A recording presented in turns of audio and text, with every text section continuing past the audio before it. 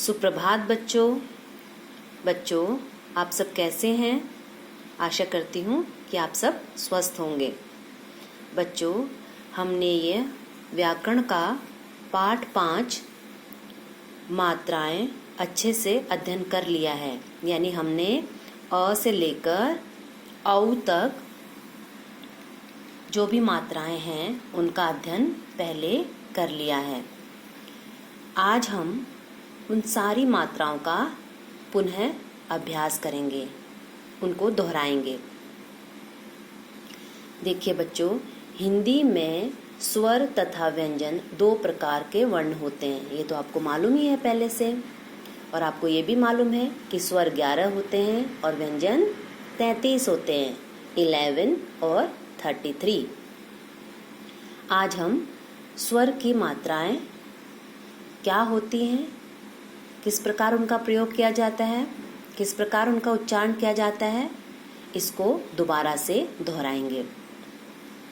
देखिए बच्चों, मात्राएं केवल स्वर की होती है जिनका व्यंजनों के साथ हम प्रयोग करके नए शब्द बनाते हैं। अब यहाँ देखते हैं अ की देखिए कोई मात्रा नहीं है, तो हम अ को यानी कोई भी व्यंजन को हम सीधा ही वैसे अ को मिलाकर बिना मात्रा के साथ लिख देते हैं। बच्चों, यहाँ एक बात बताना चाहती हूँ। जैसे आप देख रहे हैं ना, ये क के नीचे आपने देखा ये लाइन लगी हुई है। इसका मतलब समझते हैं क्या है? इसका मतलब है जो सारे व्यंजन होते हैं वो आधे होते हैं, यानी उसमें स्वर शामिल होते हैं, तब जाकर वह पूरा व्यंजन बनता है। जैसे यहाँ देखिए क है, क आधा है। ये जो लाइन है, ऐसी वाली लाइन, वो इस वर्ण को आधा बताने के लिए लगाई जाती है। जैसे हम कई बार ये भी लिखते हैं ना, ऐसे लिखते हैं आधा, ये ऐसे लिखते हैं, तो यहाँ पर यही इसका मतलब है। यानी आधा ये है, इसलिए इसको बताने के लिए कि आधा है, इसके नीचे हमने ये लाइन लगाई है। और इसके साथ जब अ मिल जाता है तो ये बन जाता है क। इसी प्रकार ये भी आधा है, यहाँ भी क आधा है, इसके साथ जब आ मिल जाता है तो इसकी मात्रा लगा देते हैं, तो ये पूरा व्यंजन बन के मात्रा साइड में लग जाती है, तो ये बन जाता है का। तो आपको ये बात समझ में आ गई। अब आगे देखते हैं। देखिए ये है अ की तो कोई मात्रा नहीं है, तो इसलिए सीधा ही जो वर्ण है, व्यंजन है, उसको सीधा हम लिख देते हैं बिना मात्रा के। लेकिन हमें मालूम है आ की मात्रा यह होती है, तो क के साथ जब आ की मात्रा लगती है तो बन जाएगा कान।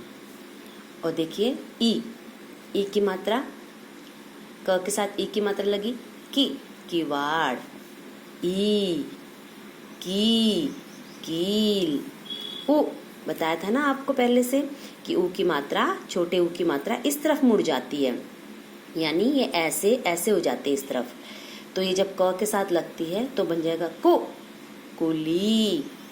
अब आगे इसी प्रकार ऊ, देखिए मात्रा सीधी आगे जाती है, तो ये बन जाएगा कूड़ा। री की मात्रा देखा आपने, ऐसे होता है, सी की तरह होता है। इंग्लिश का जो लिखते हैं ना सी, ऐसे ऐसे होती है, और ये व्यंजन के बिल्कुल नीचे लगती है, उसके पाँव के पास, तो ये बनेगा कृष्ण। ए में सिर्फ एक चिन्ह होता है ऊपर की तरफ।